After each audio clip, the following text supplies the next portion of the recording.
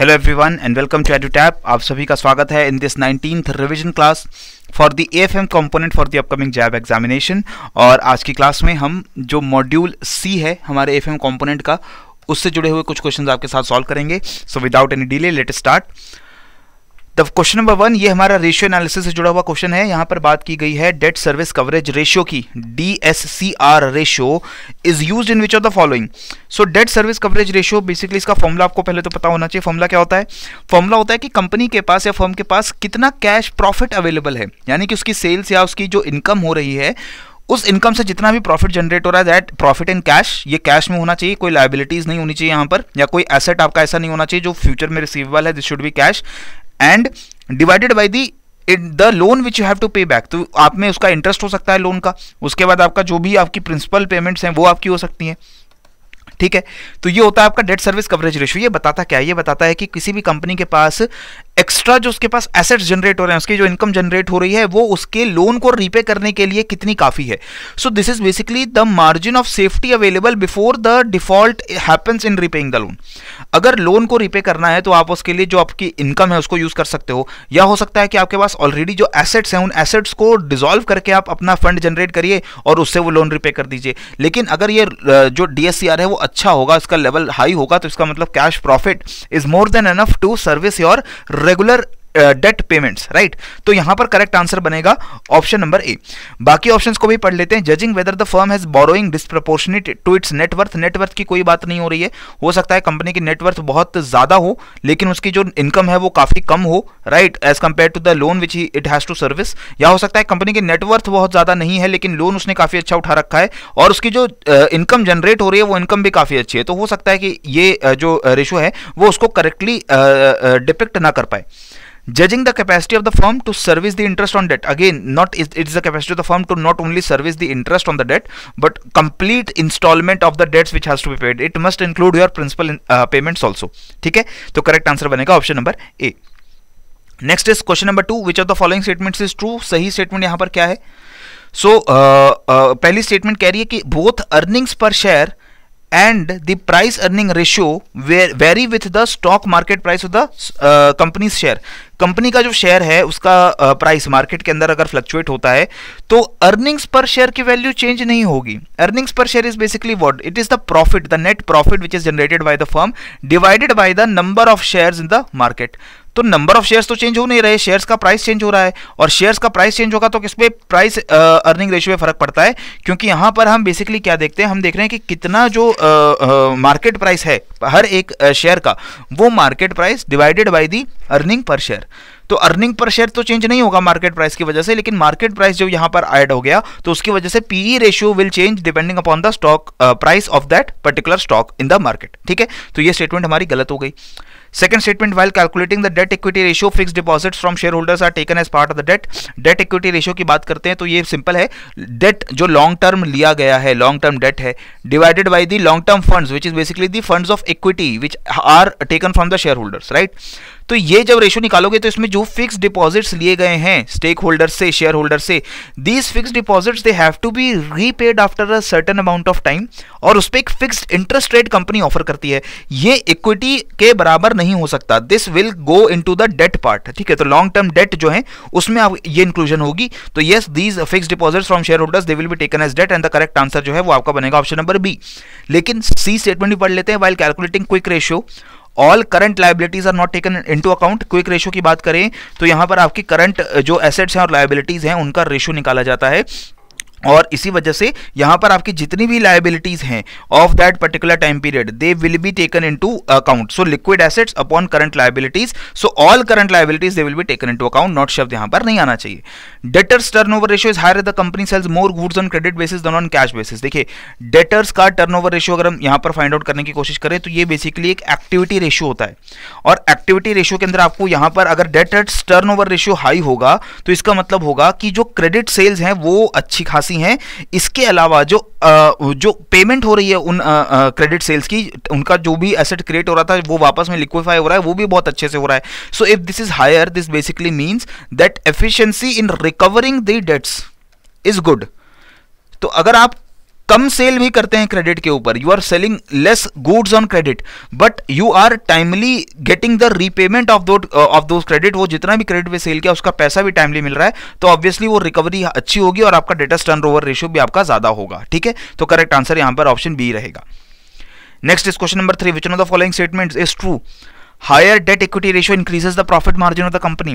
Date equity ratio का profit margin से कोई लेना देना नहीं है, यहां पर जो लोन उठाया गया है, लोन लिया गया है और जो शेयर होल्डर्स का पैसा है उसका रेशियो यहां पर जज किया जाता है, ठीक है। Date equity ratio is an indicator of the solvency of the company. Yes, it is a solvency ratio. ये दिखाता है कि कहीं कंपनी ने इतना लोन तो नहीं लिया है कि कहीं वो लॉन्ग टर्म फंड्स के यूज करने के बाद भी उस लोन को रीपे ना कर पाए, ठीक है। तो ये हमारा करेक्ट आंसर ऑप्शन बी जो है अगेन बनना चाहिए। A high current ratio is always an indicator of the efficient management. Current ratio आपका बहुत अच्छा है, लेकिन करंट रेशियो अगर अच्छा रहे तो ये जरूरी नहीं है हमेशा कि आपकी जो कंपनी है वो बहुत एक एफिशिएंट मैनेजमेंट कर रही हो, this is always not necessary, ठीक है। जो करंट रेशियो है अराउंड 1.22 का जो है वो माना जा सकता है कि वो अच्छा है, लेकिन कई बार ऐसा भी हो सकता है कि करंट रेशियो, क्योंकि क्या होता है current assets upon current liabilities, so इसको इन्फ्लेट भी किया जा सकता है, ठीक है। जानबूझ के अगर आप दिखाना चाहें कि मेरे करंट एसेट ज्यादा है, मेरी करंट लायबिलिटीज कम हो चुकी हैं, तो आप अपनी कुछ करंट लायबिलिटीज को पे ऑफ कर देंगे, ठीक है। और करंट लायबिलिटीज डिनोमिनेटर में रहती है, तो अगर वो कम होती है बाय 1 यूनिट और आपका करंट एसेट कम होता है by 1 unit, then again the current ratio वो आगे बढ़ जाता है, उसका वैल्यू ज्यादा हो जाता है। अगर इसको मैं दिखाने की कोशिश करूं, for example if you want to calculate current ratio in a company, let us say the current assets is 4000 rupees के करंट एसेट्स हैं, ठीक है। ये हमारे पास क्या है, हमारे पास कुछ सामान जो है स्टॉक के अंदर पड़ा हुआ था, और इसके अलावा जो कंपनी है उसके पास जो करंट लायबिलिटीज हैं, करंट लायबिलिटीज जो उसको पे ऑफ करनी है वो अराउंड 2000 रुपए की हैं। तो कितना करंट रेशियो निकल कर आता है? Current ratio 4000 by 2000 it will come out to 2। लेकिन अब मैं क्या कर रहा हूँ, बैलेंस शीट मुझे देनी है और मुझे दिखाना है कि मेरा करंट रेशियो जो है वो हाई है और एफिशिएंट मैनेजमेंट होता है मेरा, तो मैं क्या कर दूंगा, मैं 1000 रुपए का जो हमारा करंट लायबिलिटी है उसको पे ऑफ कर देता हूँ। पे ऑफ करूंगा तो 1000 रुपए का कैश मुझे देना पड़ेगा, तो मैंने क्या किया, मेरे करंट एसेट्स कम हो गए, कितने हो गए, 3000 रुपीज, ठीक है। मेरे पास ये जो कैश था या मेरे पास जो 1000 रुपए का स्टॉक था वो मैंने 1000 में बेच दिया, 1000 में बेचा तो उसके बाद जो 1000 रुपए मिले उससे करंट लायबिलिटीज को पे ऑफ कर दिया, ये मेरी कितनी रह गई, 1000 रुपए, राइट। समझ आया ना आपको? मैंने बेसिकली अपने 1 यूनिट से करंट एसेट कम कर दी, उससे पैसा जो मिला 1000 रुपए, उससे मैंने लायबिलिटीज पे ऑफ कर दी। अब मेरा कितना आ रहा है, करंट रेशियो आ रहा है मेरा 3, ठीक है। तो ये बढ़ गया, लेकिन बेसिकली क्या मेरी मैनेजमेंट बहुत अच्छी हो गई है? नहीं, मैनेजमेंट बहुत अच्छी नहीं हुई है, मैंने जानबूझ के इसको इन्फ्लेट किया है, right. So a high current ratio is usually an indicator of the efficient management, but it is not always true, right. Depreciation is not an expense and should not be excluded while calculating. नहीं, देखो depreciation एक आपका expense होता है, इसको आपको हो सकता है कि कभी ना कभी आपको पे जरूर करना पड़ेगा, कभी ना कभी अपने एसेट्स को आपको रिप्लेस करना ही पड़ेगा, so that is why it has to be accounted for while calculating profitability ratio. Correct answer here is option number B. Next is question number 4. Which of the following statements is correct about fixed assets ratio? Fixed assets ratio की जब भी हम बात करेंगे दोस्तों, तो हम वहां पर फिक्स्ड एसेट्स रहते हैं हमारे upon our long term funds होता है, नेटवर्थ की यहां पर कहीं भी बात नहीं होती है। So actually the option number A is incorrect है। Option number B is correct. It is a ratio of fixed assets and the long-term funds, which basically the shareholders funds which we have taken into account. A ratio of less than 1 indicates that short-term resources have been diverted, right? तो अगर मैं बात करूं कि किसी भी अगर आपका जो फिक्स्ड एसेट्स रेशियो अगर 1 से कम वैल्यू दिखा रहा है, तो इसका मतलब है कि आपने कोई वर्किंग कैपिटल जो है उससे लॉन्ग टर्म फंड्स को यूज करके आपने फाइनलाइज किया है, क्योंकि इसका फॉर्मूला सिंपल है, fixed assets upon long term funds. ये लॉन्ग टर्म फंड्स क्या हो सकते हैं? लॉन्ग टर्म फंड्स आपका बेसिकली शेयर होल्डर्स के फंड्स हो सकते हैं, या फिर हो सकता है कि आपने कहीं से डेट भी उठाया हो, ठीक है।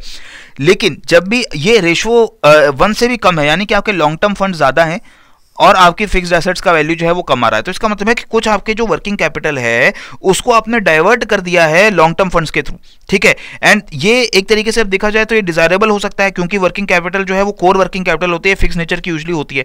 लेकिन एक से ज्यादा अगर फिक्स्ड एसेट्स का रेशियो चला जाता है तो इसका मतलब है कि फिक्स्ड एसेट्स बनाने के लिए आपने अपने शॉर्ट टर्म रिसोर्सेज को यूज किया है। तो यहां पर जो लिखा हुआ है कि short term resources they have been diverted for creation of fixed assets, this basically shows that the fixed assets ratio it should be more than 1 होगा, क्योंकि वहां पे फिक्स्ड एसेट्स की वैल्यू बढ़ गई है, लेकिन लॉन्ग टर्म फंड्स तो उतने नहीं है, यही दिखा रहा है ना। तो इसका मतलब क्या हुआ, शॉर्ट टर्म फंड्स को यूज करके आपने फिक्स्ड एसेट्स क्रिएट किए हैं। तो करेक्ट आंसर यहां पर बनेगा option number B. Next is question number 5. An amount of rupees 40,000 for 3 years fetches a simple interest of 11% per annum. आपको सिंपल 3 इयर्स के बाद कितना इंटरेस्ट रेट होगा वो कैलकुलेट करना है। बहुत ही सिंपल क्वेश्चन है और इस सिंपल क्वेश्चन का आंसर मुझे दे दीजिए फटाफट। वीडियोस को पॉज करके अगर आपको कैलकुलेट करना है यू कैन डू इट, क्योंकि आंसर मैं आपको अभी बता देता हूँ। सिंपल से आपको फॉर्मूला लगाना होता है, 40,000 आपका प्रिंसिपल अमाउंट है, राइट। इसके अंदर आपका रेट कितना है, पर एनम आपको 11% का रेट पे करना होता है, और इसके अलावा 3 साल का आपका ये पीरियड है जिसमें आपने लोन लिया है। इस कैलकुलेशन को जो आप टेक ओवर करते हैं तो it becomes 400 into 11 into 3, that is 400 into 33 and that will come out to be 13,200 rupees, right. So 13,200 rupees is going to be your correct answer. ठीक है, नेक्स्ट क्वेश्चन देखते हैं। Question number 6, which of the following is not a type of annuity. दोस्तों annuity की जब हम बात करते हैं तो एन्युइटी दो तरीके से हम लोग डिवाइड करते हैं एन्युइटी को। एक एन्युइटी होती है हमारी ऑर्डिनरी एन्युइटी और एक होती है एन्युइटी ड्यू। स्पेशल एन्युइटी, ये कोई एन्युइटी हम लोगों ने अभी तक डिफाइन नहीं किया है, तो करेक्ट आंसर यहाँ पर ऑप्शन नंबर ए रहेगा। तो ऑर्डिनरी एन्युइटी से क्या होता है कि एक पीरियड एंड होता है तो उसके बाद आपको एन्युइटी पे करनी पड़ती है। एन्युइटी ड्यू जो है वो हर एन्युइटी पीरियड के बिगिनिंग में आप पे करते हैं। जैसे रेंट देते हैं तो रेंट आप एडवांस में देकर चल रहे होते हैं, तो वो आपका एन्युइटी ड्यू है। ठीक है, next question number 7, which of the following statements is correct about compounding of interest. Interest compounding करना है तो पहली स्टेटमेंट है, when the period of compounding is reduced the amount of total interest is more. Period of compounding कम कर देंगे तो interest का अमाउंट बढ़ेगा, बिल्कुल बढ़ेगा। इसका सिंपल फॉर्मूला क्या है, फॉर्मूला क्या होता है, A is equal to P into 1 plus R by N upon N T, right. तो यहां पर आर क्या है, तो रेट ऑफ इंटरेस्ट है। एन क्या है, N is the number of times the interest is compounded. ठीक है, ये जो नंबर ऑफ टाइम्स है पर ईयर इंटरेस्ट कंपाउंड होगा, ये जितना ज्यादा होगा तो आप देख रहे हैं पावर में भी वो वैल्यू उतनी ज्यादा बढ़ जाएगी, राइट। और पावर में अगर ये वैल्यू बढ़ जाती है तो ऑटोमेटिकली जो अमाउंट है वो बढ़ेगा। तो अगर मैं ये पीरियड ऑफ कंपाउंडिंग कम कर देता हूं, मैं साल में हर 2 महीने पे कंपाउंडिंग करूंगा और इसको कंपेयर करूंगा कि अगर साल में सिर्फ 3 महीने पे कंपाउंडिंग हो तो ये नंबर बढ़ जाएगा। If I compound every month then this number will be 12, but if I compound after every 2 months then this number will be 6। तो इस वजह से जितना कम हम कंपाउंडिंग को करते हैं उतना ज्यादा हमारी जो इंटरेस्ट की वैल्यू बढ़ जाती है। अगर हम कॉन्टिन्यूअली कंपाउंड करें, हर दिन उसको कंपाउंड करने बैठेंगे तो इंटरेस्ट हमारा बहुत ज्यादा बढ़ जाएगा। ठीक है, तो ये हमारी जो स्टेटमेंट है वो बिल्कुल करेक्ट स्टेटमेंट है, right. Compounding of interest means that interest is paid on the principal as well as on the accumulated interest. बिल्कुल सही, जो इंटरेस्ट ऑलरेडी प्रिंसिपल के ऊपर बना है उसके ऊपर भी इंटरेस्ट दिया जाएगा आपको। ठीक है, तो ये भी करेक्ट है। If the rate of interest is same the total amount of interest is more under compound as compare to the simple interest, this is also right, क्योंकि सिंपल इंटरेस्ट में आपको एक्यूमुलेटेड इंटरेस्ट के ऊपर कोई भी interest नहीं मिलता है। तो करेक्ट आंसर यहां पर है option number D, all the statements are right. Next is question number 8, which of the following statement is a method of repayment of debt. Debt repayment करने के क्या क्या तरीके होते हैं। पहला है कि इक्वल मंथली और quarterly installment plus accumulated interest, कि आपने जितना प्रिंसिपल ले रखा था वो प्रिंसिपल का एक अमाउंट जो इक्वल रहेगा, हर मंथ या हर 3 महीने पे आप उसको पे करेंगे और उस पीरियड में जितना इंटरेस्ट एक्यूमुलेट किया गया वो इंटरेस्ट पे कर देंगे। एक तरीका क्या होता है जो सबसे ज्यादा कॉमनली फॉलो किया जाता है, वो होती है ईएमआई, इक्वेटेड मंथली और क्वार्टरली इंस्टॉलमेंट। ठीक है, तो ईएमआई में क्या होता है कि आपका प्रिंसिपल और इंटरेस्ट दोनों की इक्वेटेड इंस्टॉलमेंट बना दी जाती है और ये इंटरेस्ट जो है वो भी फिक्स पेमेंट के हिसाब से आपको देना रहता है। ठीक है, तो आपका पूरा प्रिंसिपल और इंटरेस्ट जो पूरे टेन्योर के अंदर कैलकुलेट हुआ है उसको डिवाइड कर देते हैं by the number of months in the tenure और उसके हिसाब से आपकी ईएमआई बन जाती है। नेक्स्ट होता है बफे या बलून रीपेमेंट। यहां पर एक फिक्स्ड पूरा टेन्योर खत्म होने के बाद इकट्ठे आपका जो प्रिंसिपल और इंटरेस्ट है उसकी पेमेंट कर दी जाती है। कोई बीच में आपको ईएमआईज या बीच में आपको इंस्टॉलमेंट्स देने की जरूरत यहां पर नहीं पड़ती। तो यहां तीनों तरीके जो हैं वो डेट रीपेमेंट के तरीके होते हैं, राइट। क्लियर है। Next is question number 9, a sinking fund is created for what. Sinking fund क्यों बनाते हैं, when there is a need for a specified amount of money at a specified future date, or when the profit of an enterprise is more than its requirements, or as it is mandatory, या it is to take care of future working capital needs। देखिए sinking fund बनाया जाता है क्योंकि हमें future में कोई loan repay करना है, फ्यूचर रीपेमेंट करनी है, तो उसके लिए पैसा सेव किया जाता है अभी से। तो मान लीजिए मैंने कोई बॉन्ड खरीद रखा है या मैंने कोई लोन ले रखा है और मुझे पता है कि लोन मुझे बलून रीपेमेंट करनी है और after 10 years I have to repay the loan plus interest. तो वो पूरा लोन पे करने के लिए, इंटरेस्ट को पे करने के लिए मैं अभी से अपनी इनकम से कुछ कुछ जो पैसा है वो जोड़ कर रखना चाहता हूँ, वो पैसा मैं कहाँ डाल देता हूँ, सिंकिंग फंड के अंदर। So when I have to pay a specified amount of money in a specified future date, तो मैं उस चीज के हिसाब से, उस टाइम के हिसाब से अपनी जो फंड है उसके अंदर पैसा डालता जाऊंगा, और वो होगा सिंकिंग फंड, क्योंकि ये फंड में मुझे पता है जितना पैसा जाता जा रहा है ये सारा पैसा एक दिन जो है वो वापस चले जाना है, वो मेरे पास नहीं रहेगा, that is why it is sinking fund. Next, which among the following statement is incorrect, कौन सी स्टेटमेंट गलत है? Ratios provide data for inter firm comparison but not for intra firm comparison. देखिए, रेशियोज से आप इंटर फर्म कंपैरिजन भी कर सकते हैं अगर वो दोनों फर्म्स जो हैं काफी सिमिलरली सिचुएटेड हैं, और इंट्रा फर्म कंपैरिजन भी कर सकते हो आप। फर्म्स के अंदर भी अलग अलग ब्रांचेस या अलग अलग डिपार्टमेंट्स के रेशियोज को एनालाइज करके you can also do intra firm comparison, ठीक है। Ratios help in planning and forecasting for the future investment. Yes, they will help you planning and forecasting. अगर आप एक्टिविटी रेशियो को और सॉल्वेंसी रेशियो को सही से स्टडी करें, you get some idea about the future investments. Ratios simplify the comprehension of financial statements. Yes, they simplify, क्योंकि financial statements में बहुत सारा डेटा होता है, बहुत सारी कॉम्प्लिकेशंस होती हैं, लेकिन उसके अंदर से रिजल्ट्स को अगर आपको डिराइव करना है, आपको पता करना है कि कंपनी की सॉल्वेंसी पोजीशन कितनी अच्छी है, कंपनी की जो कैश फ्लोज हैं वो कितने बेटर हैं, तो आप रेशियो की हेल्प ले सकते हैं। तो यहाँ पर इनकरेक्ट स्टेटमेंट अगर हम देखें तो सिर्फ हमारा स्टेटमेंट नंबर ए यहां पर इनकरेक्ट है, बाकी सभी स्टेटमेंट्स करेक्ट हैं, ठीक है। So that is all in this lecture my dear friends, और इसी के साथ मुझे यहां पर दीजिए इजाजत। आप पढ़ते रहिए, बढ़ते रहिए। जय हिंद एंड जय भारत।